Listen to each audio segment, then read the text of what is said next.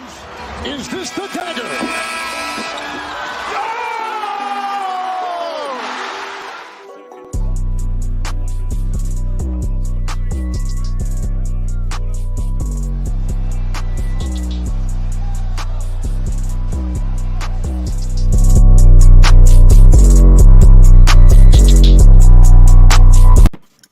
Welcome back to the On the Ball Show, the all basketball, all NBA show here on the Right Way Sports Network, Right Way Sports Network YouTube channel. Man, it's been too long, guys.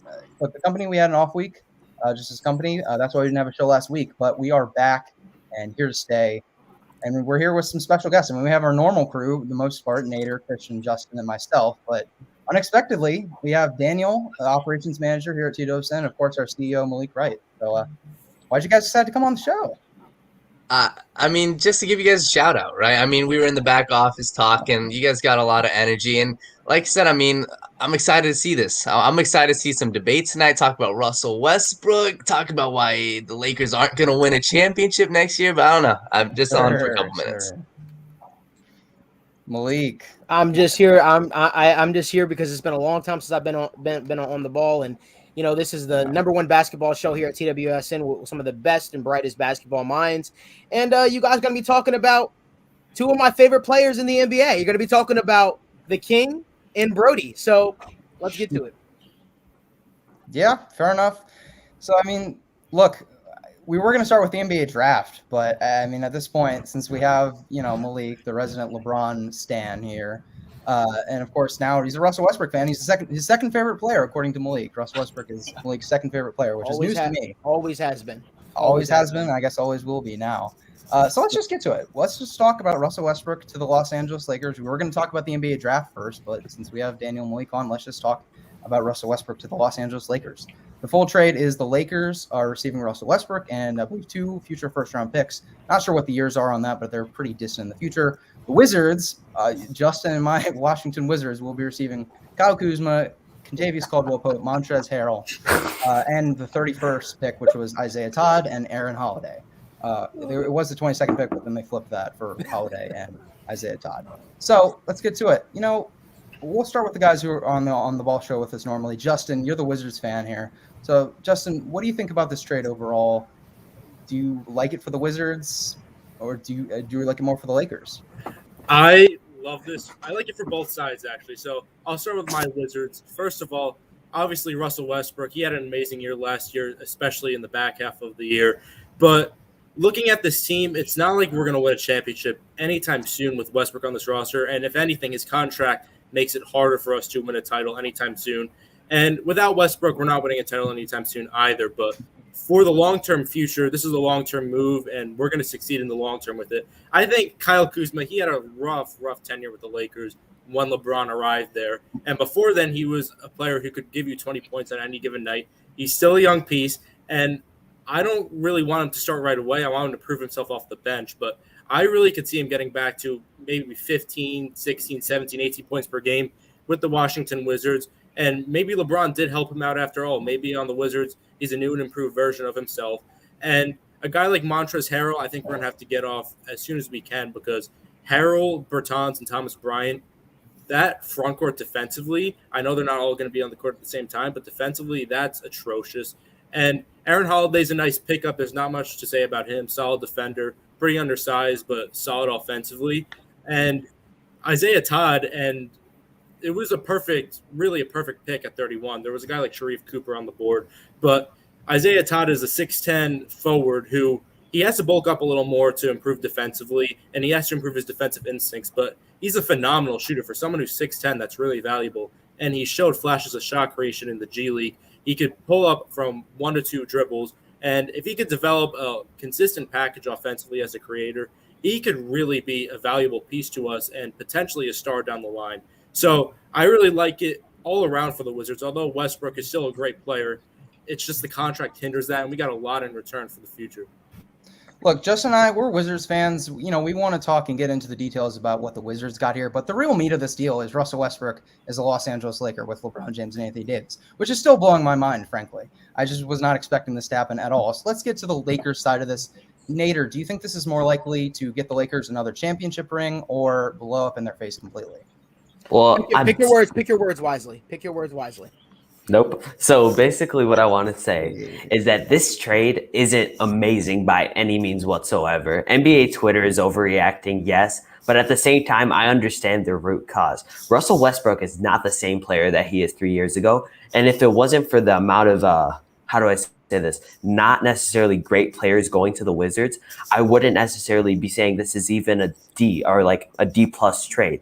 Westbrook is a terrible off-ball player. He can't shoot. He has one of the worst usage rates in the league when it comes to his efficiency. He's one of the least volume scorers in the NBA. And the fact that people just believe that LeBron is going to magically make him some off-the-ball magician is insane. Now, it isn't a terrible trade because, yes, star power is going to make it more intimidating. And Russell Westbrook's going to eat up the minutes when LeBron's is off the bench when it comes to on-the-ball play. This move isn't necessarily amazing by any means. And people saying it is, I just don't understand you. Sorry to cut you guys real quick. Josh Richardson is being traded to the Boston Celtics. Oh, yeah. So. Daniel, do you have like one quick thought on that, or do you just not? I mean, it's your Celtics. Yeah, it's also Malik Celtics too. Malik Celtics fan. I mean, not really much. Not really much. Let me just jump in real quick. Nader, talking facts, man. Talking facts. Like, this isn't a bad trade. I would not give it a D plus because the reality is the Lakers needed to do something. And adding Russell Westbrook, ticket prices go up. Everyone wants to see Russell Westbrook with LeBron James. And what I saw the Lakers needed, they need perimeter shooters, but they also need someone when LeBron's on the bench, right? When LeBron's on the bench, Russell Westbrook is going to be a huge help. He's a dominating force. I just don't know if this move takes him over the top. I don't know, right? To me, they won without Russell Westbrook. They won with just AD and LeBron James. And I just don't know if Russell Westbrook, when LeBron's on the court, what does he do off the ball? What does he do? So, Malik, I'm going to ask you a question. What does he do? The show's called On the Ball. What does Russell Westbrook do off the ball, Malik? You know, respectfully, I want to let Christian DeBlock go first because this is their show. You hijack Christian going. So, Christian, you can speak first and I will go last. Well, Malik, unfortunately, I'm going to side here with Nader. That's fine.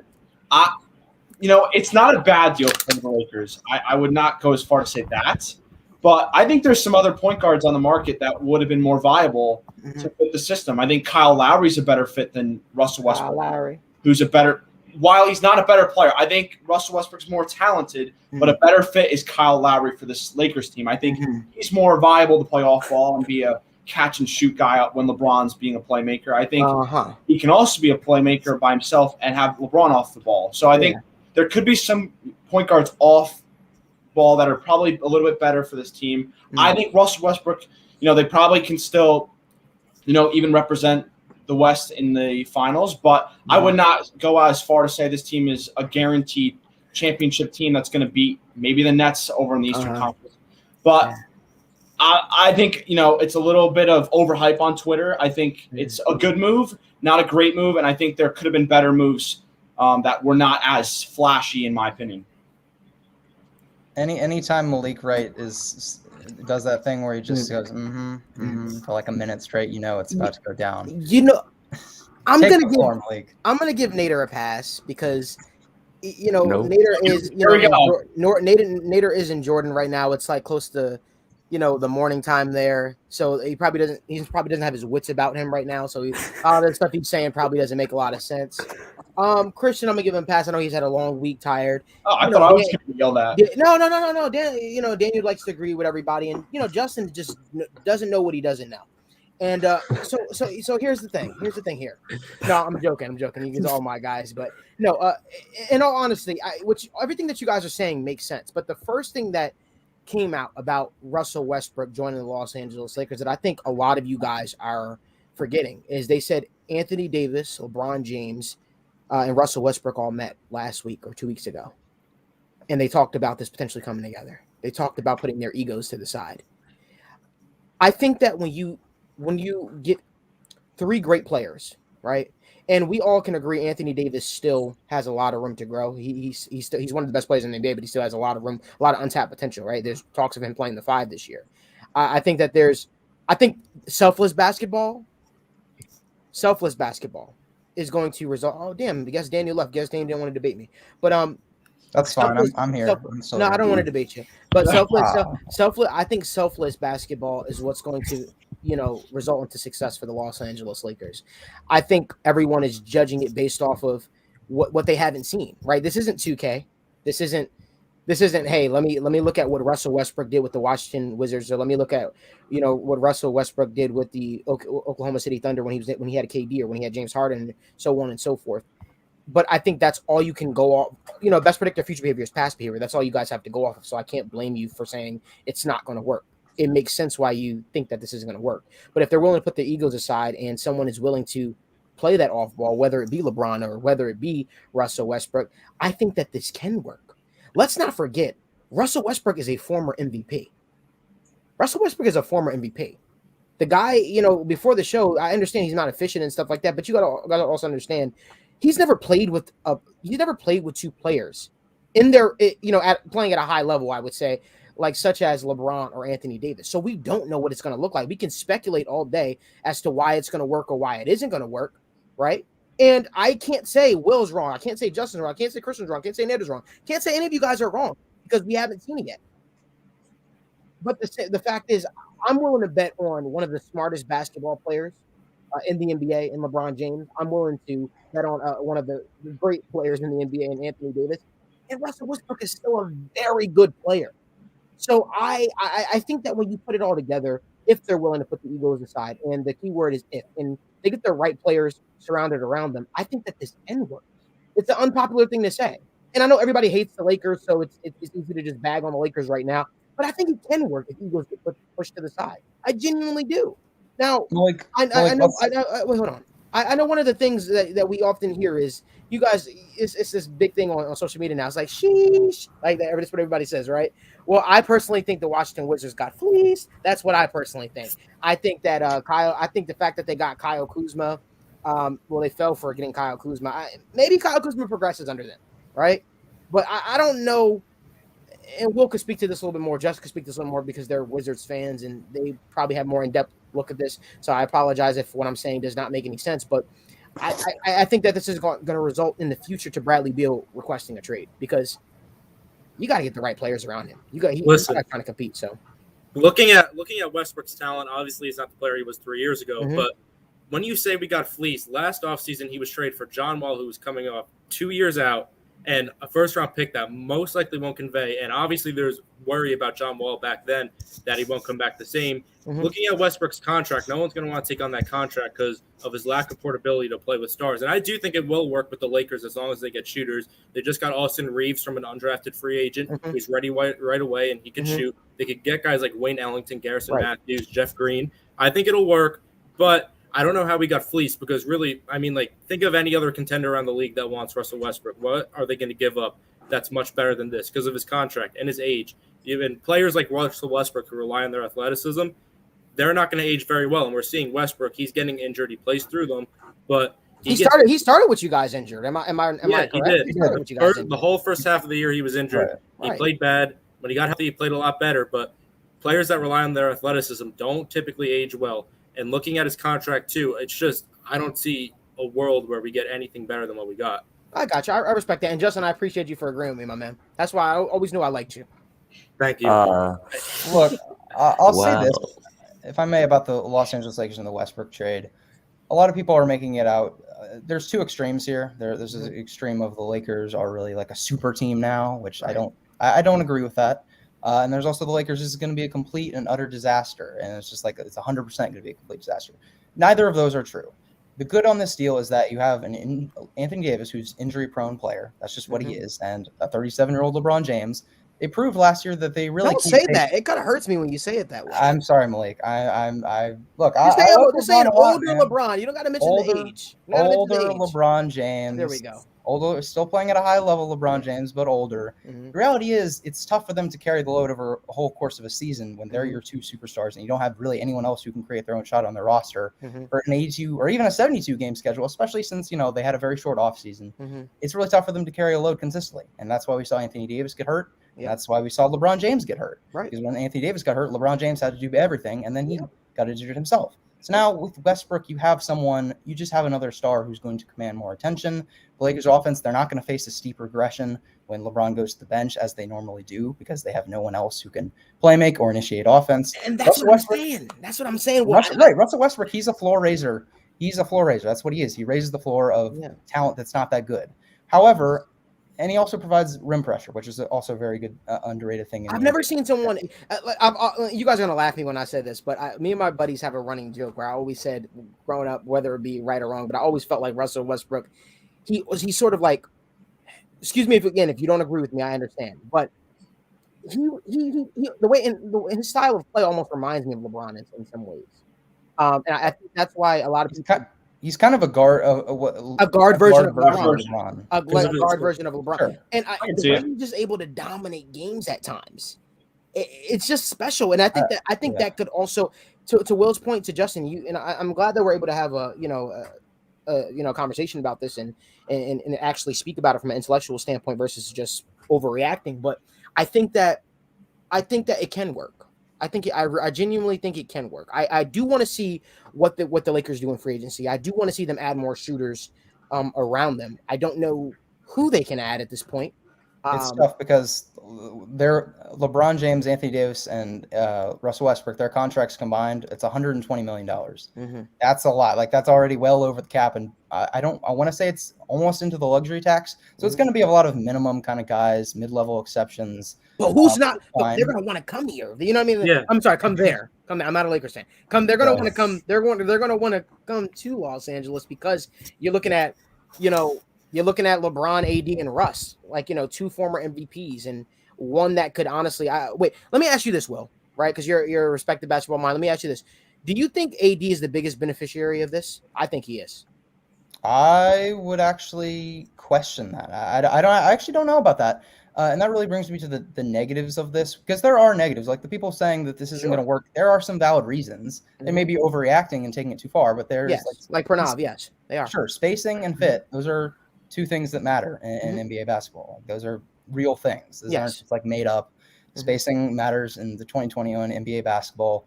Westbrook, he's never really been able to be a ceiling raiser next to superstars. And even when he was with the Houston Rockets, they had a 5-out system and they had maximum floor spacing, no center, and he absolutely thrived. But the Lakers, they don't have that. They have Anthony Davis, who does not want to play center. He plays power forward.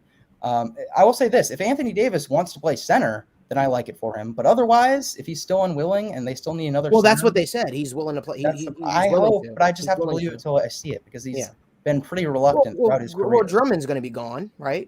You better hope Drummond is gone. I'm not hoping. I have nothing to hope for. I'm a Celtics fan, but I will say I don't think Drummond resigns back, so I think that's a plus. I think that's my problem with Anthony Davis in the situation is with LeBron James and Anthony Davis. They are slashers. They love to attack the basket and kick out to shooters. That's what they do. I think that becomes a bit problematic for Anthony Davis, because you have Anthony Davis. He's going to be out on the perimeter and he's going to be shooting a lot of jump shots, which he can do, but he's better when he's in attack mode in the paint functioning as a proper big man. That's just where he's at his best. And with two guys that are just going to be going relentlessly to the rim, I think Anthony Davis, it just might be a little problematic. He might have to play more on the perimeter and shoot a lot of jumpers. Hopefully his percentage is above 35%, which it not usually isn't unless it was the bubble. So I think from just a schematic standpoint and from X's and O's, I definitely question Anthony Davis here. He's going to have to I just don't know how he's really going to fit. He might just have to take more jumpers than he's used to and not be able to play that other style, because you're not going to have Westbrook shooting jumpers. We hope that his Achilles injury. LeBron is a streaky shooter. Anthony Davis is also pretty streaky, but when he's knocking him down, he's super dangerous. You hope for the Lakers that Marc Gasol can be the center that they bring back, because he can space the floor at least and pass. But overall for the Lakers, this is a move that definitely doesn't hurt them. Like, it doesn't make them worse at all. But I also question, does it really make them better than a Brooklyn Nets at full strength? I really don't think it does. Well, Brooklyn has a lot more things to worry about in the East than before they have to worry about the Lakers, in my opinion. Well, the Lakers got some. The West is better than the East. I'll say that. Yeah, the West is better than the East, but they got to worry about the Bucks, the reigning defending champions. Bucks. Yeah, Milwaukee Bucks. Shout out to the Milwaukee Bucks, by the way. We haven't had an on the ball show since the Bucks won a championship. So shout out to the Milwaukee Bucks and Giannis Antetokounmpo. my favorite player in the NBA, besides I guess Bradley Beal. It was cute. It was a cute one. It was awesome. It was much more deserved championship than the Lakers 2020. I'll say that. Listen. So the main reason, obviously the Lakers need spacing, but the main reason why I think this will work, because we saw when the Lakers won the championship in the bubble, Rajon Rondo was a secondary playmaker to LeBron, and Rondo is still at that time one of the better passers in the league.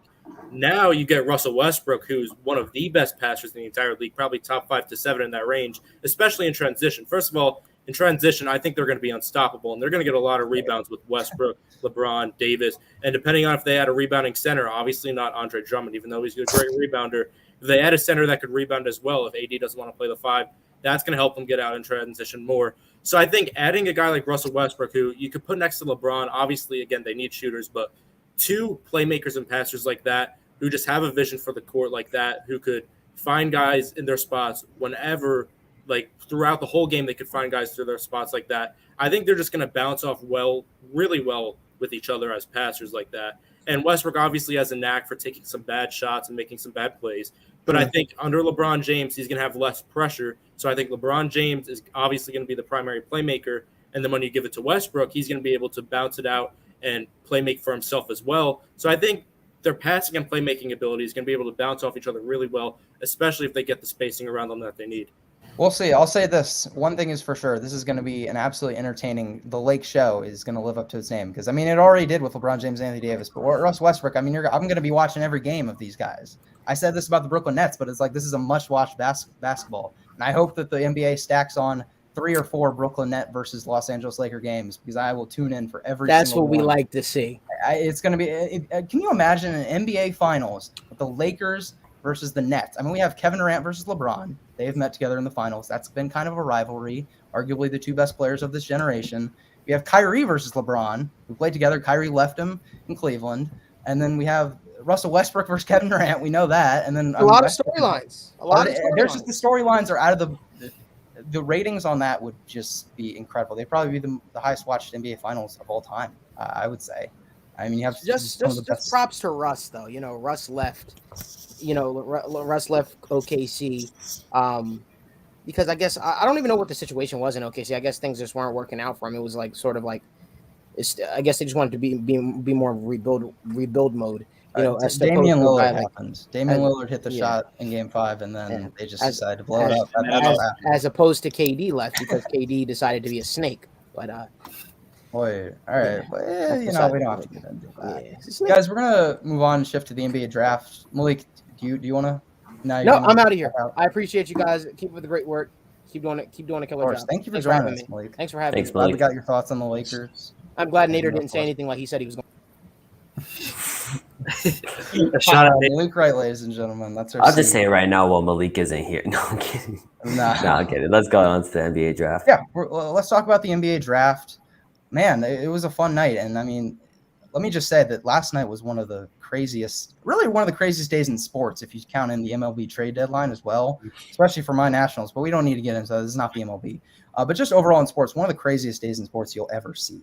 NBA draft, Russell Westbrook trade, MLB trade deadline, everything was firing on all cylinders, and it was just incredible. I honestly, last night, I got a headache from just trying to keep up with everything. It was just too much for my brain to handle what was going on. But let's talk about the NBA draft.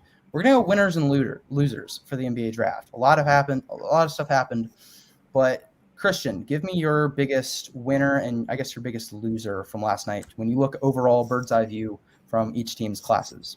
Yeah, so a winner, I was going into the draft. I think we were questioning a lot of what the Magic were going to do. They've kind of rebuilt their roster. Vucevic is gone. Aaron Gordon's now gone. They're really relying on Jonathan Isaac, who's going to be coming back from a pretty significant injury. And they go and take Jalen Suggs and Franz Wagner. So in the lottery, I definitely think Orlando is one of my winners. I think those 2 guys mix really well. I think the biggest question now is what they do with all their guards. You have Cole Anthony. You have R.J. Hampton. You have Markelle Fultz still. So, and now you have Jalen Suggs as well. And Franz Wagner is a guy I think who's going to come in right away and be a very serviceable scorer right away, and I think he can take it to the next level even. He probably is a guy that will score above 10 points per game next season. And Jalen Suggs is a guy, besides, of course, Cade Cunningham, Jalen Green, Evan Mobley, those guys. Then in the next tier, he's one of those next guys, I think. And the fact that the Raptors didn't take him was pretty surprising to me. I did not think Scotty Barnes was going to Toronto. So I think if they can start to go in the right direction, I think Orlando's a team, in my opinion, that has two guys they can really rely on alongside Jonathan Isaac with Jalen Suggs and Franz Wagner. One pick in the lottery as well that surprised me a little bit was the Spurs at 12, Josh Primo. I didn't think that was a spot he was, projected to go at. And I don't know if, that guard position at 6'6", he might be the right position, maybe not the right guy. I think, him taking at that slot was pretty surprising to me. Obviously, they're in a little bit of a transition as well. DeMar DeRozan's probably not re-signing.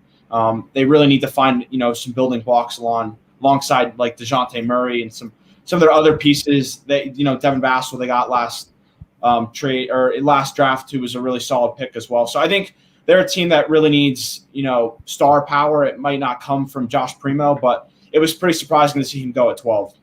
I like Josh Primo as a prospect. I really do. He was, I had him in the 40s at one point on my big board, and then after watching more of him, I just kind of realized the role he was in at Alabama, it really did maximize his talent. And he's also the youngest player in the class. He's still 18, I believe. He's the youngest player in the class. He was kind of relegated to mainly just a catch and shoot, which he did really well at Alabama, but it was a very limited role, and you could tell that he had more in him. So I moved him up into the 20s because I think he is a first-round talent. I really do. But at 12, I do think that's a reach. And I don't think if you traded down, I still think he would have been there in the 20s or maybe even the 30s. I don't think that many teams were really zeroed in on picking Josh Primo in the top 15 or even in the early 20s. I really don't.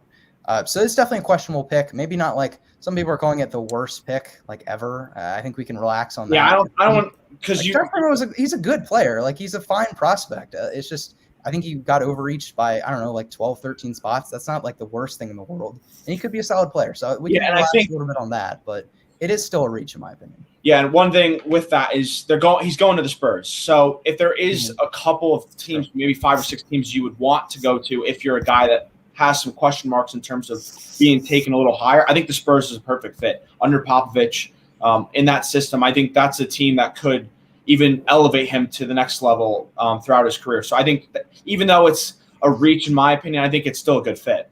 Nader, give me 2 teams, one that you think absolutely crushed the draft and you love their class, and one that you're, just maybe they had a few questionable picks that you didn't really rock with. Yeah, the team that I thought pretty much won this draft or did a fantastic job selecting players would be the Hornets.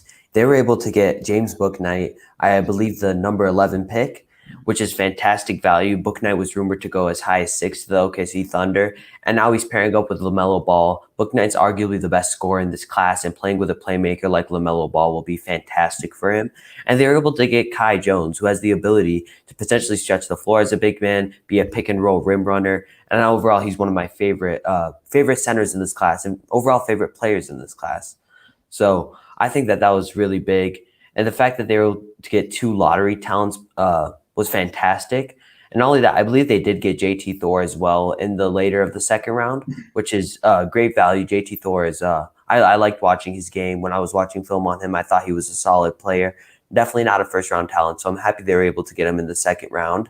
But my overall loser of the night, it isn't a team, it's Stephen Curry.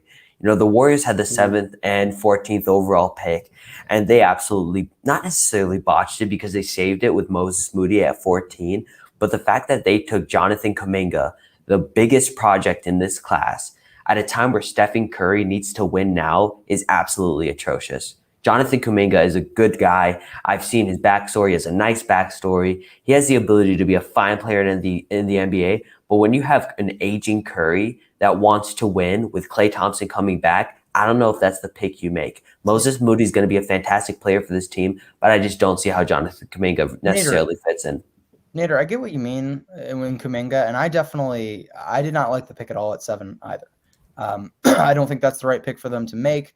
I think Kuminga is a little bit overrated as a prospect, and combined with the fact that he's just not the player, the timelines don't match up at all, as they didn't last year with Wiseman. But do you not think that they saved it a little bit with drafting Moses Moody at 14? Because I think that's a steal, and I think that kind of makes up for it So I don't think the Warriors are winners, but I also don't really think they're losers either, just because they saved being losers by drafting Moses Moody. I mean, I didn't say necessarily that the Warriors are losers because Moses Moody is a fantastic fit for this team. I did say Stephen Curry more for the fact that Kuminga is a project. Yeah, sure, you could say Kuminga was a solid pick. It's a low pressure situation, but the thing is, he's a project. He's not necessarily the most polished or NBA ready prospect in this draft by any means. And the fact that you drafted someone like that at a time where you want to win now and get Curry a ring or try and compete for a ring at a time where Curry is aging, he's not getting any younger. And he's in his arguable prime right now. He had one of the best seasons in NBA history last season. And the fact that they necessarily just took a guy that would take a while to develop and not contribute right away isn't something that I'm a big fan of. And yes, Moses Moody, as I said, they did save it a bit, but I'm just not an overall pick, especially at 7. When Kuminga was actually the past few days, I've been falling down on a lot of mock drafts and big boards. Yeah, I'll say this: I'm not a huge. I get what you're saying, but I'm not ready to completely dog on the Warriors front office until I'll say this: if they roll out with Kuminga and Wiseman surrounding Curry, and then I'm sure you can throw the Warriors front office can get all the scrutiny and criticism that they deserve, but I'm not ready to just jump ship completely, because what if they drafted Kuminga in hopes of trying to package him and Wiseman in a trade? Because Kuminga, to a rebuilding team can be very intriguing, and obviously Wiseman, because of their athleticism, they have a lot of potential. So to a rebuilding team, it might work.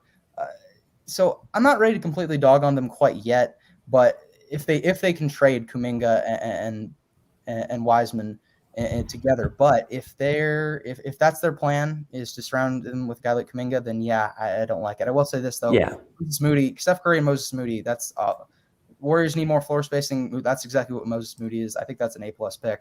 But Justin, give me some other teams that you think just had a really good draft and a team that maybe you just didn't like their picks. So one of the teams that I think this team honestly won the draft behind the Charlotte Hornets. I think the Hornets won, but to go on to my second winner, I want to talk about the Houston Rockets. Now, the past few shows we've talked about they should be taking Evan Mobley at 2 over Jalen Green, and rightfully so. I still think they should have done that, but let's not get this twisted. Jalen Green is still a damn great talent. He's the best scorer in the draft. I think he's going to be a generational level scorer at the next level, and obviously, he's number 2 overall worthy. It's just a matter of someone behind him just being better. So I'm not going to knock them too much for that pick. And looking at the other 3 picks they had in the first round, they traded for number 16, where they got Alperen Sengun. And I love that pick a lot. And he might not fit the greatest with Christian Wood. He might not. But at the same time, the Houston Rockets did this from a best player available standpoint. Sengun on my big board was the best player available there. And if you don't think he's the best player there, fine. But he's definitely up there, and he has some of the best upside in the entire draft. Defensively, he's not great, but at the same time, offensively, he has all the makings to be one of the better big men in the entire league, and kind of reminds me of a Domantas Sabonis mold of a player. And then 23 and 24, I think they got a steal at 23. Usman Garuba, who, again, is another big man. I think he fits along with Christian Wood better than Sengun. But at the same time, Garuba in this class, again, it's the best player available to me at least. And Garuba is one of the smartest players in the class, one of the best defensive prospects in the entire class. Offensively, he doesn't stick out, but he's still very smart on that end of the floor, and he's going to be impactful as an offensive player. And then at 24, they got Josh Christopher. And Josh Christopher was not my best player on the board at this pick. But again, he's still a great talent. He's a great scorer. And I think the Houston Rockets all around just got a lot of talent in this draft class. But overall, as a loser, I have to go with the Indiana Pacers. And Chris Duarte, look, he's a great talent, and he, in my opinion, is a lottery talent. It's just his age, and I don't know why the Pacers didn't go with a guy like Moses Moody. Moses Moody, one of the best players in the entire draft, fell to 14. I don't know why they didn't take him. I don't know why they didn't take Corey Kispert. Kispert is pretty old as well, but I just think overall as a talent, he's better than Duarte. They could have taken Sengun as well. Obviously, they have Sabonis, but at the same time, Sabonis could sort of mentor him and try and get him into the mold of a Sabonis-type player. There were just a lot of guys on the board that I think they should have taken because they're not winning a championship anytime soon. If it's the Warriors, if Moses Moody was off the board and they took Chris Duarte, I think that's a fine pick because they have title aspirations next year. The Indiana Pacers don't have title aspirations, so I really didn't understand that pick from them. I think they should have taken someone else, even though Duarte is a great prospect. So I would say they are one of the losers of the draft as well. I agree with you, Justin. I just wanted to say this. The Rockets, something that I was a big fan of was Evan Mobley going at 2. In this whole process of leading up to the draft, I was a big pro Mobley guy, anti-Green in the sense that I didn't necessarily think that Green was a better talent than Mobley, but I just wanted to make sure that I didn't get this confused. And I think that I can speak for everyone here when I say that Jalen Green is not a bad pick by any means. He is a fantastic scorer, and the fact that he's going to be able to be paired with KPJ, who's another intriguing young player, the Rockets are going to have one of the most elite. Or if they all click together, if Jalen Green, if Christian Wood, if Kevin Porter Jr. all click together, they can have a very solid offense, potentially an elite offense in the NBA. And other than that, I agree with what Justin said about Chris Duarte. He's a win now player. Like a team like the Warriors potentially drafting him at 14 if they took someone else at 7, that was a possibility because Duarte is an older player who can actually fit in and help a team contend now. And it didn't necessarily make sense because the Pacers are a team that's starting to trend towards a rebuild. So Duarte is probably going to be 28 by the time that they're actually contending or trying to seriously contend. So I just wanted to say that I agree with all Justin's picks. Here's what I think people don't understand about the whole Jalen Green, and we've seen this really kind of every year where a team they draft maybe not the best player available talent-wise, but it's the best player for them. Let me just bring up a team who's done this numerous times, and you'll look back at their picks and they didn't get the best player available, but they just made the NBA Finals with some of those guys, and that's the Phoenix Suns. They drafted DeAndre Ayton. DeAndre Ayton is not better than Trae Young, and he's not better than Luka, and he almost certainly will never be. But he was still a good pick for the Suns because he helped them win and almost get an NBA championship. He was the best player. He was literally their best player in the Western Conference Finals against the Clippers. But he's not a better individual player, but we know this. But he helped them out, so it was still a solid pick. Another pick for the Phoenix Suns that helped them get that far was Cam Johnson. Cam Johnson at 11, I did not like that pick at all at the time. Me too. Frankly, I hated that pick. I didn't like it because I wasn't really a big Cam Johnson guy. I believe he was a 3-year college player at North Carolina. He was a really good shooter. His shooting was really great, but everything else I didn't really like that much in his game. And nearly a top 10 pick, I was not a fan. But guess what? Cam Johnson, he's ended up helping them come off the bench, and he was really their main spark plug scorer. Monty Williams used him brilliantly as a shooter and off-ball player, and it ended up working. So I think that's what people need to understand. Just because you don't get the best talent doesn't mean it's just automatically a bad pick. Yes, Evan Mobley in a few years, he could be a better player than Jalen Green. But if the Rockets are contending and back in the playoffs in 5 to 10, however many years, and Jalen Green's arguably one of the biggest parts of that, we're not really going to look back and be like, nah, well, they could have had Evan Mobley. Well, no, they got Jalen Green, and they're doing really well with Jalen Green. So I think that's just – it really goes to show is another idea is that just because you don't get the best talent doesn't mean it's just automatically the worst thing in the world, because we've seen it with the Phoenix Suns and plenty of other times in NBA history where they got a player that was good for them and that helped them compete and contend and win basketball games at the end of the day. But guys, we're going to move on. Keep talking about the NBA draft. I want to talk about best second round picks, because we've talked a lot about, the first round guys, the teams that were drafting in the top 10 and what they got, but second round picks. So Christian, we'll start with you. What's a second round pick that you really like that a team really got very good value out of? Yeah, so I think there's definitely a lot of them. I think we've seen a lot of these teams get pretty good value out of that second round. A lot of them really. And I think, one guy who I really like is Miles McBride. I think getting him at 36 is pretty solid value in my opinion. It's a guy that will fit the system perfectly for the Knicks. As a Knicks fan, that's a move that I really do like. It's a guy that fits the mold exactly of what Tom Thibodeau really wants in his players. A guy that will be very stingy defensively, really aggressive, long at that guard position, and a guy that has the ability to do some things offensively with his shot creating ability. Which, if many of us have watched that Atlanta Hawks Knicks series. They were really missing that shot creating ability from a secondary guy. A lot of pressure was put on Julius Randle, and he was really in a lot of tough areas where the Hawks really forced him to struggle. RJ Barrett wasn't able to do too much either. And while I don't think Miles McBride is a guy that's going to come in this season and be an immediate starter, or even a guy that contributes super heavily as in first unit, But I think off the bench and maybe even in some spots late down the stretch is a guy that fits the mold perfectly, who could play some minutes down the stretch and be a guy that has the ability to potentially, be a very important piece for the Knicks. And the Knicks, do need a star still. That's clear. But if we're talking about a guy that fits the mold perfectly for his team in second round value, I think Miles McBride is a perfect fit. I agree. So in the mock draft I released before the draft, I had Miles McBride, I believe, at 19 or 21. Now they obviously traded down out of those picks, which makes sense. I mean, the rumors were that they were going to draft either Bones Highland, which didn't really make a whole lot of sense because Bones Highland is basically a 2.0 version of Emmanuel Quickley, who's already on the Knicks roster, or Miles McBride.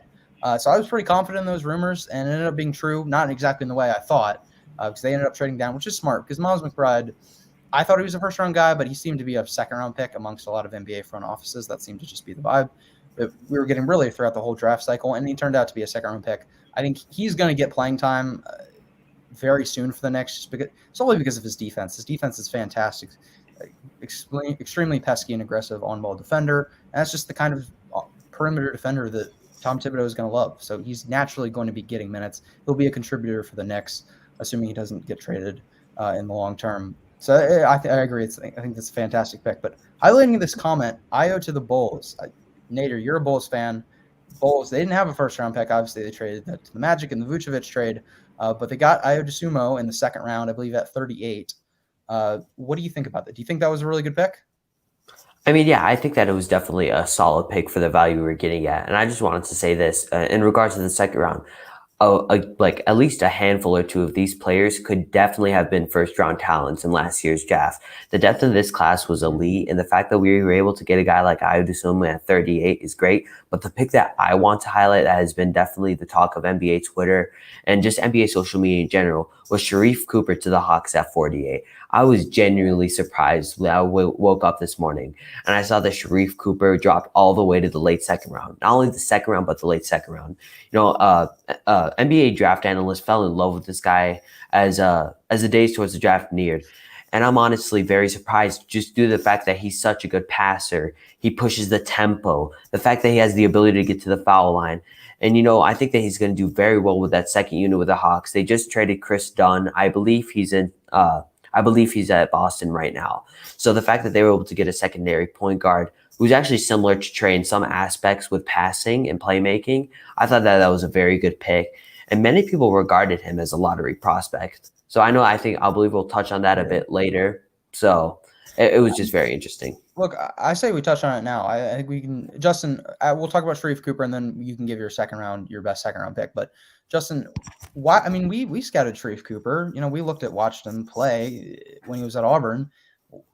I really liked him. I thought he was the 14th player on my board. I don't know where you had did you have him top 10, Justin, or where did you? I had him 16, but I could see 16. Okay. So yeah, I mean, we had him pretty close to the lottery, a solid mid-round first-round pick, and he ended up going 48, which in my opinion is just highway robbery for the Atlanta Hawks. But Justin, why do you think this ended up happening? What do you think NBA teams just didn't see in Sharife Cooper to let him fall this far? This is something I wouldn't have predicted before the draft, but frankly, I'm not surprised. I knew Sharife Cooper was going to fall. I didn't expect it to be this far.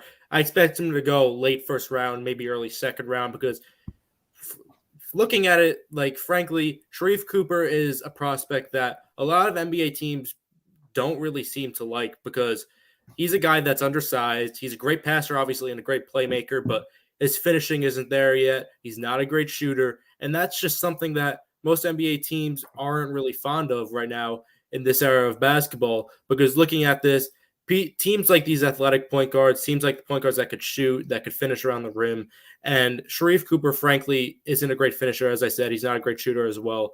And I'm not totally shocked that he fell. It's just 48. That is highway robbery, because I don't know why teams in the beginning of the second round or late first round wouldn't take a swinger at Sharife Cooper, because just looking at him, although there are flaws that make him fall this low, it's just at the same time, the upside's clearly there. If you could get Sharife Cooper to fill in all the gaps in his game, it's pretty clear that he's going to be a very, very impactful player down the line, potentially a star, which could be going a little bit too far, but he has star upside, and he could be one of the better players in this entire draft. His playmaking is clearly there, and his playmaking is something that a lot of teams I expected to value and take him in the early second round or late first round, but Clearly they didn't. They just looked at the flaws mainly and saw he's undersized. He could be inefficient. He can't finish. He can't shoot. So I'm frankly not surprised that he fell. It's just highway robbery. And looking at the Atlanta Hawks who got him, it's kind of a perfect situation. He's not going to start right away. He's frankly not a player that should start right away. He's going to be behind a guy like Trae Young, who is undersized. He's not a great defender. And Trae Young was criticized for a lot of the same things Sharife Cooper is. So I really like him on the Atlanta Hawks right now. Down the line, I think he will develop into a starter and have to leave the Hawks. But it's crazy that he fell, and he should not have fallen this far. Christian, do you think the weaknesses for Sharife Cooper are pretty apparent? He's a small point guard who can't shoot, and guys like those. And to me, that was my main trepidation with Sharife Cooper. I had him really in the 20s at one point, and I was just like, how successful can a small point guard be when he can't shoot in the modern NBA? I really question that. But I ended up getting a little bit more bought into him over time. Clearly, that was not the case. It went complete opposite direction with NBA teams. So do you think the clear weaknesses justify this far of a drop? No, I think not that far. Sure. I think, Justin is right in saying that, you could see reasons why, teams would let him go a little deeper into that draft. Maybe, late first round is probably where I would have peaked it as far as he dropped. I was shocked by how far it was, because every single pick you were just waiting to see, okay, when is Cooper's name going to come off the board? And it just kept going. In terms of, not shooting, his inability to shoot right now and his size, I mean, I think those are two clear weaknesses, and I think those are two fair arguments. I mean, clearly he's not going to get any taller, so shooting is going to have to become something. And I think, he's got at least the ability to figure that out, and he's young, so I think you can't write the ship off him. And I think playing right behind Trae Young, who's undersized, is probably a pretty good mentor for him, a guy that he can learn from, tweak his shot, because I mean we'll know it over the first 5 or 6 seasons. We'll see him look to develop a perimeter shot, and I think it's certainly something he can do. But I mean, I think we're all in the same boat here. 48 was not a spot we ever thought was possible, and yeah. I'm completely shocked that he was not even taken in the first round. Yeah, it definitely was a shock. One more thing on Sharife Cooper, Nader. Do you think? How do you think he's going to fit in with the Hawks? Because we talked about him, he shouldn't have been drafted this far, but the reality is the Hawks picked up a really talented player. A player that you mentioned is a little bit similar to Trae Young. He's going to be obviously the backup point guard to Trae Young. Do you think him not being ever in a starting role or being in that position is actually going to not prevent him from reaching his eventual ceiling? How do you think he just fits in long term with the Hawks? Yeah, I mean, unless your name is Cade Cunningham and you're a point guard in this class, I don't think you start over Trae Young anyway, because Trae Young is one of the best point guards in the NBA. But I don't think it will necessarily hurt Sharife Cooper, because he's more of a project pick, as you guys have said. He has the ability to contribute right away with passing and playmaking. But other than that, as you guys said, he's undersized. He doesn't necessarily have a nice three-point shot. His finishing isn't that great. I honestly don't believe that those were the key contributors to him falling to 48. I bet there's something that NBA draft scouts or NBA scouts and NBA front offices saw in him or heard about him that potentially made him fall all the way to 48. Because the way I scouted him and the way I saw his talent at Auburn, there's no way that he was a second round talent by any means. And I just think that him playing behind them, at that point, if a guy like Sharife Cooper, the Hawks said themselves that they did not expect him to fall at 48. They expect him to go in the lottery or somewhere in the first round. So I don't necessarily think that they were necessarily drafting for fit. I think they're drafting for talent. And the fit isn't terrible either. He's going to lead that second unit. He's going to be able to potentially play alongside Trae sometimes, create some shots for three-point shooters like Cam Reddish and Kevin Huerter and DeAndre Hunter. And I think that the Hawks are a solid fit. But at the same time, that pick was just based off talent as well. Yeah. Justin, we deviated a little to Sharife Cooper, but I want to get to your second round. What steal do you think team in the second round got just an awesome value that maybe should have been higher? I'm going to go all the way down to number 56 overall. The Charlotte Hornets selected Scottie Lewis. And earlier, we talked about the Charlotte Hornets as one of the biggest winners of the draft. And they got a lot of guys throughout the draft before Scottie Lewis. But we didn't mention Scottie Lewis in those talks. And Scottie Lewis is a prospect that he does have his flaws. I don't think he's ready right away. And offensively, he's not the greatest prospect. But I think the Hornets is probably the perfect spot for him because he's a guy that when you look at him, his physical attributes, he's long. He's got solid instincts as a defender. And I think down the line, his calling card will be defense in the league.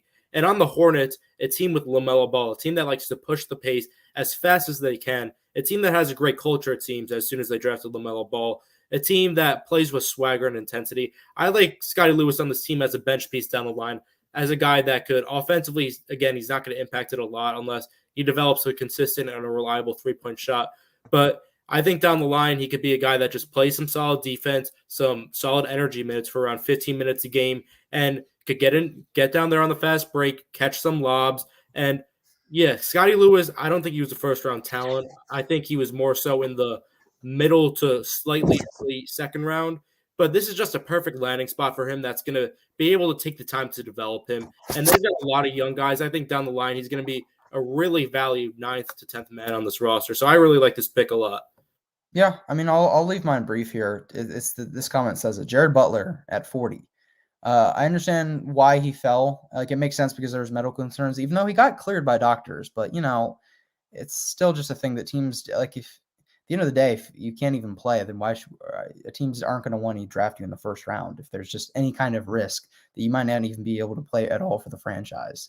So it's a tough situation at the end of the day. But Jared Butler in the second round at pick 40, Utah Jazz, is an awesome pick for the Utah Jazz because Jared Butler, I think he's a top 20 talent. Like, he's just such a good player.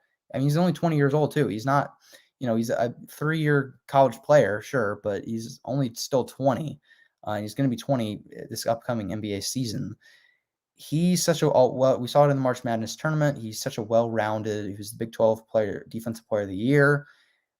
He's such a well-rounded talent. He can do everything. He's a good off-ball, strong shooter, off-ball, solid and a good enough passer. He's not going to be a lead initiator, but he's just such a good, well-rounded, complementary guard.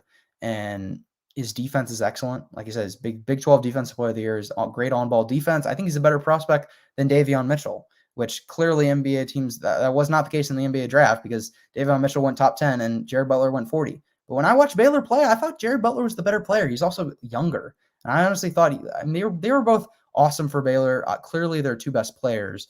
Maybe Davion Mitchell's a little bit better, but you factor in the fact that he was 2 years younger, Jared Butler. I think Jared Butler is clearly a better prospect than Davion Mitchell in my eyes. So getting him at 40 is just an excellent pick by the Utah Jazz. Probably, dare I say, maybe the second best in terms of value pick in the draft after Sharife Cooper. I'd say Sharife Cooper, just based on my big board to where they went in the actual draft. Sharife Cooper definitely was number 1, but I think Jared Butler was number 2 in my eyes. I see Jared Butler as a top 20 prospect, and he got drafted at 40. It is what along it is. With Mobley. Evan Mobley. Yeah, I consider that to be a high value pick for number 3. But yeah, I get what you're saying. That's fair enough. No, Evan Mobley is great enough to be a number 1 pick in a lot of drafts, and he got picked at number 3. And we understand why he didn't get picked at number 1, but he got picked at number 3. That's insane, just utterly insane. So yeah, we didn't mention it, but the Cleveland Cavaliers obviously amazing job getting Evan Mobley. Because we're going to transition to really our last things, which is, free agency draft talk. But Justin and I, we talked about obviously the Lakers trade, and when Malik and Daniel were on, we kind of focused on the Lakers, but I want to kind of focus not necessarily on what the Wizards got back, because Justin, you already highlighted what the Wizards got back and what Kuzma can be with the Wizards. I want to just target what the Wizards are doing overall, because after Russell Westbrook got traded, I was so confident, absolutely confident that the Washington Wizards, Bradley Beal trade was imminent. It was going to happen that day. Within hours, he was going to be a Warrior or a Sixer or a Miami Heat, whatever. I thought for sure it was going to happen. But no, Woj was reporting that apparently all this is for Bradley Beal to stay, which just utterly shocks me. So what is just your overall reaction to Bradley Beal? Do you think that's maybe not going to happen? Do you think Bradley Beal will eventually leave, or is he somehow, some way going to still stay loyal to the Washington Wizards, despite the Washington Wizards being a pretty mediocre organization? I can't really fully tell for now, because it's clear that we traded Westbrook to clear up cap room, but at the same time, who are we going to get? DeMar DeRozan is really the only realistic guy that we could get, and that's even pretty far-fetched as well. And if we don't get anyone big, I think we'll probably end up getting a guy like Dennis Schroeder. because I think that'll be involved in the trade for Russell Westbrook as a sign and trade deal.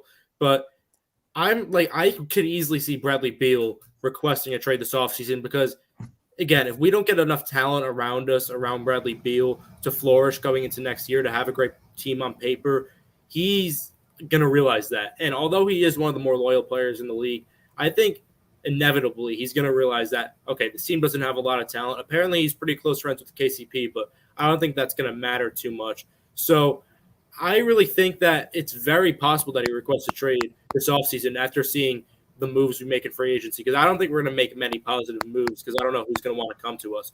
So I think he could request a trade this offseason. If not, he's definitely going to request him by next year because we're not going to be a very great team next year. We could sneak into the playoffs if one of the guys makes a jump, but at the same time, it's tough to really anticipate that. So I think if not this year, he's definitely gone next year. Got our CEO Malik. He was on the show. Apparently he's a Boston Celtics fan. Guys, he's a Celtics fan, but he's commenting the Lake show. I don't. That's weird to me. But hey, you do what you do, man. Yeah. Look, I'll say this about the Wizards. I really want to bring up this topic because I just need to go on a little bit of a Wizards rant here. Because to me, if Bradley Beal wants to stay with us, I don't even want him to stay with us anymore. I really don't. I've just kind of gotten sick of it at this point. Like, I love Bradley Beal. He's my favorite player in the league, but keeping him is just doing really in the long term nothing for our organization. It just does nothing unless we end up trading him. His trade value is high. He just came off the best season of his career. We get multiple first round picks, multiple young players for him. And no, we're going to decide to keep him around. It's just building around Bradley Beal. He's obviously a really excellent NBA basketball player, but he can't be the best player on a championship team. That's no slight on him. There are very 0.1% of the NBA can be of the best player on a championship team. Those are only like superstar level players. And even then, players like Dame and Anthony Davis, we haven't really seen them be able to lead a championship team. So even superstar talents can't even do it. There are very, very few. The Kevin Durant, Steph Curry's, LeBron's, those are practically Kawhi's. Those are and Giannis, those are practically the only guys that can really spearhead a championship team. And Bradley Beal is just not that great of a player. He's good enough to be a number 2 or a number 3 on a championship contending team, I should say.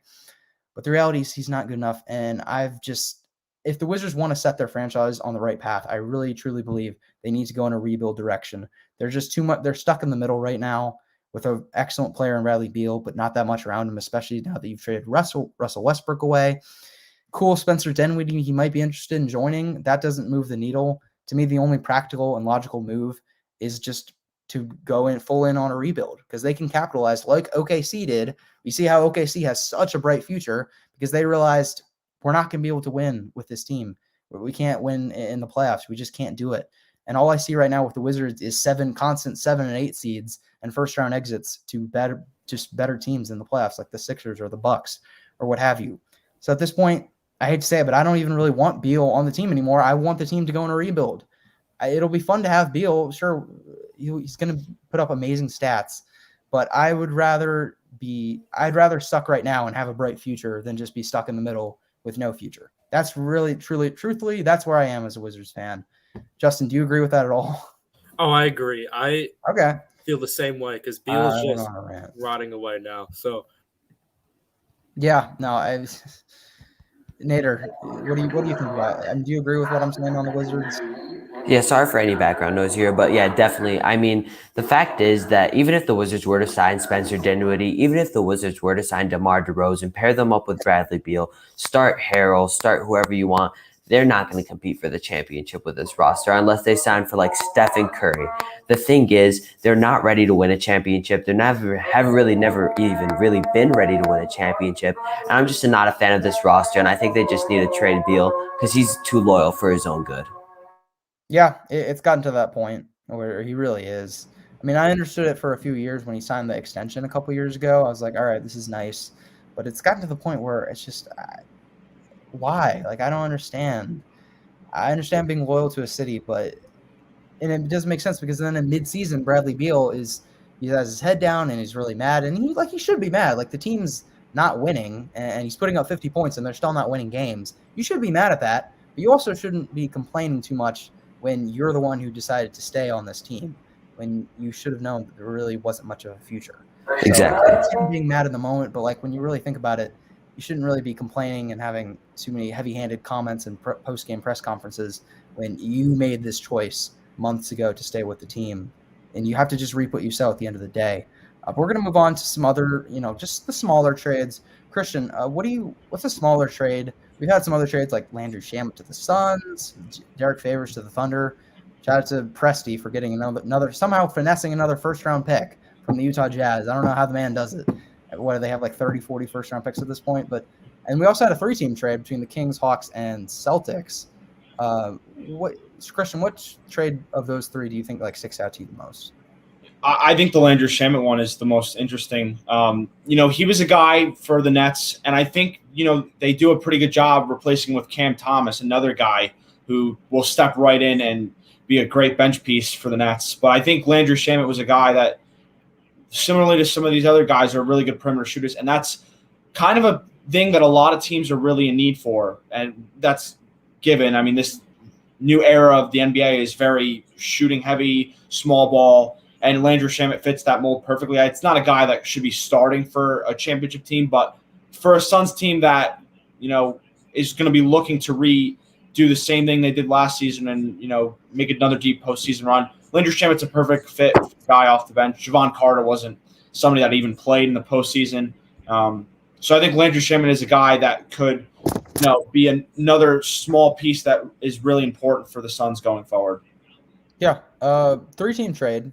Justin, like this comment says, DeLon Wright, pretty nice for the Hawks. They flipped him. Basically, they traded away Chris Dunn, and they got back DeLon Wright from the Kings. So do you think DeLon Wright over Chris Dunn is an upgrade? Because I think it is, because Chris Dunn wasn't even playing for them. I know he dealt with an injury throughout most of the year, but even when he was healthy, he wasn't in their playoff rotation at all. So do you think DeLon Wright is an upgrade? I definitely think this is an upgrade. DeLon Wright, in my opinion, is one of the more underrated backup point guards in the league. He's a guy that's versatile. He can grab rebounds for you at his size. He plays physical. He's a solid passer. He's a solid shooter. He doesn't do anything that sticks out particularly, but for around 20 to 25 minutes a night, I think he's a solid pickup. And with Lou Williams entering free agency this offseason, and we saw this year he started to regress a little bit, I think DeLon Wright's a really solid pickup because he's a guy that's going to bring a different element when Trae Young's out of the game. Obviously, Lou Williams and Trae Young, they kind of draw parallels in the sense that they're small guards who are offense first, and Lou Williams obviously score first. Trae Young, he's obviously more so balanced with playmaking and scoring, but I think it brings a nice element with DeLon Wright that they didn't have last year, a guy that could just do a little bit of everything for around 20 minutes a night, and he's not going to do anything that's going to really wow you or stick out. Like, not his defense, although he's a solid defender, he's not a great defender. His playmaking, he's a solid passer, but he's not great or elite. He could also play in some lineups with Trae Young more effectively than Lou Williams did because of his size advantage on Lou Williams and his versatility advantage on him. So I really think this is definitely an upgrade and from Chris Dunn for sure, because obviously Chris Dunn didn't play. And it's an upgrade from Lou Williams for the team standpoint as well. And potentially he's a better player right now than Lou Williams was. So I really like this deal for the Atlanta Hawks. And they just keep racking up talent. They got Sharife Cooper, obviously. They got Jalen Johnson, who I think was a steal. They've racked up a lot of talent in the past few days. So yeah. I really like this for them. Cam Reddish coming back healthy officially. We saw it in the playoffs. But, yeah, the Hawks, they have a lot of guys. I mean, they have such a deep team. But, Nader, what sticks out to you the most about these smaller trades? Yeah, I'm going to have to agree with Christian here and go with Landry Shamet. And the thing about Landry Shamet, he's been traded around a lot. I believe this is his fourth team in 4 seasons for a pretty good player. The Suns, they're a high-paced basketball team. They love the transition game. They're fast. They like the half court. And the fact that Landry Shamet is a good catch and shooter, a guy that can, potentially sit on the corner, wait for Chris Paul or someone else, just potentially just kick it out to him and shoot. He's a very good role player. And it was a solid pickup. The trade all around wasn't bad. The Nets got 2 prospects. Day'Ron Sharpe's not someone that I'm a big fan of. I thought that he was, on the lower end of the top 60, possibly out of it. But, they got who they thought was good for them. the Suns got a very good role player that continue. The thing about the Suns, they have a lot of players that just fit well. They're not necessarily stars like Mikal Bridges. They just play what's given to them very well. And Landry Shamet could be another guy that's similar to that role. Yeah. And the other one, obviously, Derek Favors to the OKC Thunder. I would assume, the Thunder, they just take assets and they flip them, basically. That's just what they do. Sam Presti's a genius. He got a first-round pick. The Thunder gave up a second-round pick and they got a first and Derek Favors. How does that even make any sense? How did the Jazz even agree to that? That's not a fair deal at all. It's not that big of a deal because it's just Derek Favors and a first-round pick. But I don't understand the logic behind the other side. Somehow Sam Presti gets these other teams to agree to giving up all these first-round picks. It doesn't make any sense. But Derek Favors to the Jazz. Do you think the Jazz are going to flip him, Justin? I actually kind of like this for the Jazz. Obviously, giving up a first-round pick for a second is pretty. It doesn't sound right, but there's a reason why they're doing this. And I think it's pretty clear. They also got cash considerations. Derek Favors, I think he was making around $8 to $10 million a year, and he had one more year left on his deal. And the Jazz, obviously, we saw this playoff run. They need at least one more piece that could a switchable piece on defense that could really guard multiple positions on the floor. And they have Royce O'Neal who could do that, but they need someone else who could do that effectively. And I think they're going to go out in free agency and try and get someone because they have enough money now to get someone serviceable that's a mid-level exception type guy. So I like it from that standpoint because the Jazz, I don't think they're going to really go anywhere next year, like go away from where they were this year, especially if Mike Conley resigns, which I think is likely at this point. I think they're going to throw Conley a large deal. I think they'll be able to get someone else on a mid-level exception that's willing to come to the Jazz and play 20, 25 minutes a night, bring defense, potentially shooting.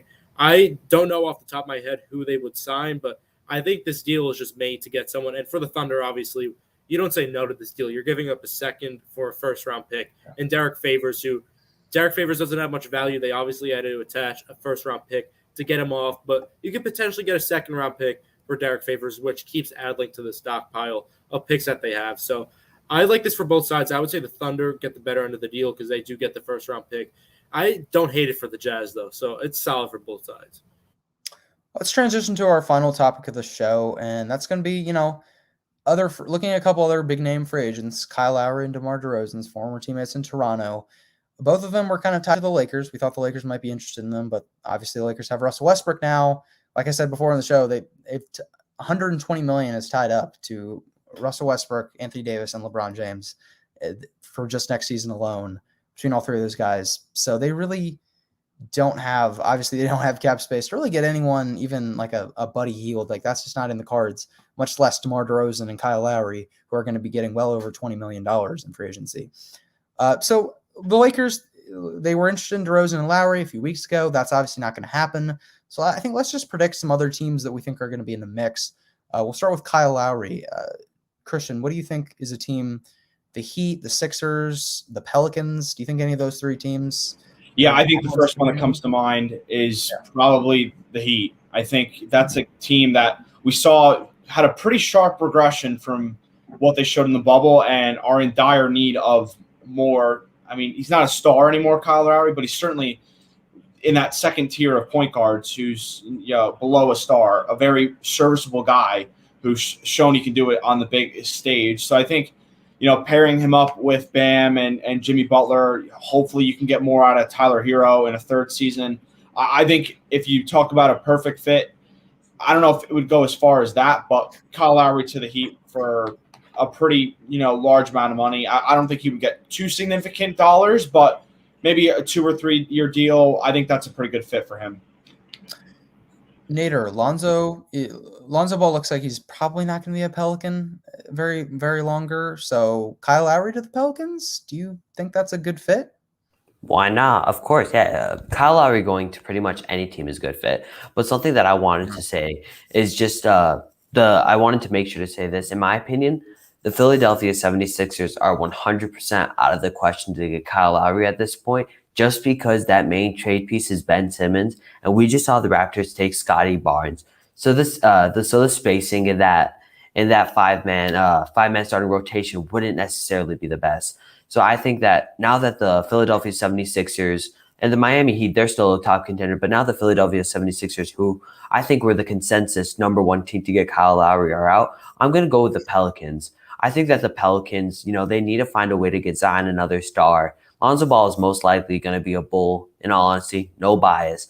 I think that Kyle Lowry is just, Probably right. he raises the floor of all teams. He just brings an elite, underrated. You could call it elite if you want. I don't know if it's elite anymore, but a great two-way presence. The way he just carries himself on the court, the way he impacts the team. Teams are always fantastic. And playing with Zion Williamson, who has, underratedly become one of the best scorers statistically in the NBA. I think that that's a perfect matchup. You could probably test him out with Brandon Ingram for one more year because I know that they're shopping him.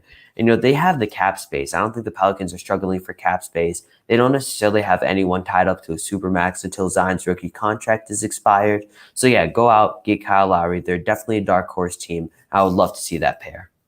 Justin, is there a wild card besides the obvious teams that we've mentioned? Is there just another wild card, or do you think one of the Sixers, Heat, or Pelicans are going to get Kyle Lowry? I think there is a wild card. I don't think he's going to go there. But before I get into it, Nader, you said Lowry's not going to the Sixers. I have to disagree. I mean, I don't think he's going to the Sixers. I think he's going to Miami. But at the same time, they're going to pull off a sign and trade if they get Kyle Lowry to the Sixers. That's how it's going to be.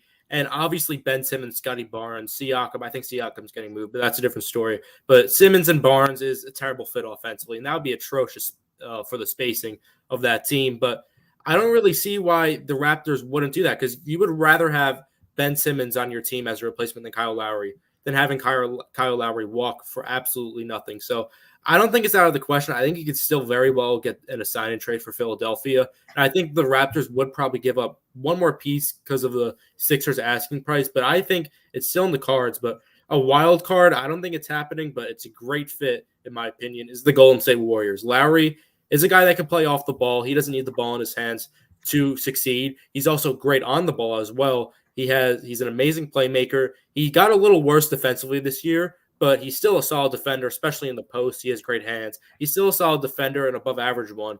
And Lowry's just, again, he's a guy that does everything well. Golden State, they're looking for another star, another vet. Why not do a sign and trade with Andrew Wiggins, a guy that his roots, he's from Toronto. He grew up there. Why not go for that? And potentially add in a guy like James Wiseman, whatever you need to do to get Kyle Lowry. It's not going to happen. The Warriors aren't in talks for Kyle Lowry whatsoever, but I really think that this would be a great fit. And although it is a wild card and I don't think it's going to happen, it would be amazing. Going back to what you said, I mean, the thing is, Ben Simmons' asking price is insanely high, but at the same point, Kyle Lowry is easily a better player than Ben Simmons. So I don't necessarily think that the 76ers would be asking for something much more than just Kyle Lowry. In my opinion, I think the Sixers would have to throw in a bit more to get Kyle Lowry. But at the same time, why would you want to have Ben Simmons on your team when you could potentially trade him for something else? Ben Simmons has become like an offensive negative, and that defense is obviously going to do right, but you need a starting piece on your team that's going to actually take you, or it's going to start your rebuild right. When you have Scotty Barnes on there, who's an offensive negative, when you have Ben Simmons, who's an offensive negative, when you have OG Anunoby, who's not necessarily an offensive negative, but definitely a defensive-oriented player, I don't necessarily where the fit is. I just wanted to hear your thoughts on that a bit. So, I mean, as I said before, it's not a great fit with Simmons and Barnes, and I assume Siakam's gone at this point, but it's not a great fit with them offensively. It's just I would much rather have a guy in Ben Simmons who is in the past obviously a terrible postseason this year, but in the past All-NBA player, All-Star player. I would rather have that than have Kyle Lowry walk for nothing. And the thing is, if Lowry wants to go to Philly, that's where he grew up. There's a very good chance it happens, and there's not many other guys that they're going to trade for Lowry. They're not going to trade Tobias Harris. I don't see that happening. I don't think the Raptors would necessarily want a guy like Tyrese Maxey just straight up for Lowry. So I think potentially a Raptors team that's looking to enter a rebuild, taking on Ben Simmons, a guy that's already proven just has to get back on that track, he could be a good cornerstone. And Scotty Barnes, obviously not a great shooter right now, but the Raptors are known for their developmental team. They could develop Scotty Barnes into a solid shooter, and obviously right away he's not going to be a great shooter. But down the line, he could grow with Ben Simmons and be an average shooter. And Ben Simmons, I've lost faith for him as a shooter. But if they could get Scotty Barnes to around a league average shooter within the next few years, I think that doesn't make it a terrible fit altogether. And one more thing you said about OG Anunoby, I think people are starting to underrate him because after the Norman Powell trade, OG Anunoby averaged nearly 20 points per game on great splits. And OG Anunoby, slot him in at the 3, Ben Simmons most likely at the 1 or 4, and Scotty Barnes, I would personally put him at the 5 in this lineup, just so you could put some spacing in your backcourt. But OG Anunoby's gone under the radar offensively. He's a great shooter. He's starting to become a great slasher. He's starting to become a great mid-range shooter. I think that it has potential to work, and although it might not work, the chances of it working are kind of slim. I would rather have Ben Simmons than just having Kyle Lowry walk for nothing. I understand that, but at the same time, if you're going to pursue a trade, I wouldn't want Ben Simmons to be the main part of me coming back. And yeah, I know OG Anunoby is transitioning to be a solid offensive player, but at the same time, you can't neglect the fact that he is a defensive-minded player. While I get what you're saying there, I have to disagree with that part. But yeah, I understand what you're saying because Kyle Lowry can either walk away or they can try and get Ben Simmons, who's technically still a plus defensively and can potentially bring some positive things. But at the same point, if you're going to explore a trade, I would go away from the 76ers.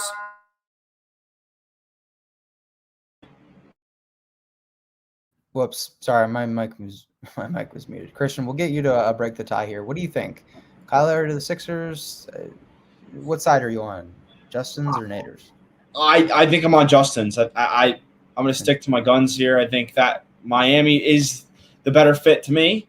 I think you can certainly make a case because the Sixers really do need to switch. I think it's time for Ben Simmons to go. We all know that, I think. He needs a change of scenery, and the problem is the Sixers are asking for way too much, and nobody really can, come up to what they want. So it might be difficult for Ben Simmons to leave, but that's probably the right move. But for Kyle Lowry's perspective, I think it would be Miami. Guys, that was a completely jam-packed show. I mean, that was one of the busiest shows I think we've had in On the Ball history. On the Ball it's been on the Right Way Sports Network YouTube channel for well over, at this point, a year. But that's definitely one of the busiest shows, and I mean that's just goes to show how busy the NBA is. The NBA it's never stopping. It's just nothing ever stops in the NBA. Off season, regular season, postseason, everything's always happening, and that's great news for us. Because this is an all basketball show, so we're going to have a whole bunch of topics year calendar round, every single spring, summer, basketball season, off season. We're always going to have topics to discuss and debate. So thank you so much, guys, for joining us here for another live On the Ball show. Make sure to subscribe to our YouTube channel, give us a like, and also follow our social media. Download our mobile app. Thank you guys for supporting us so much. For those of you who stayed with us, we appreciate you, and have a good night, everyone.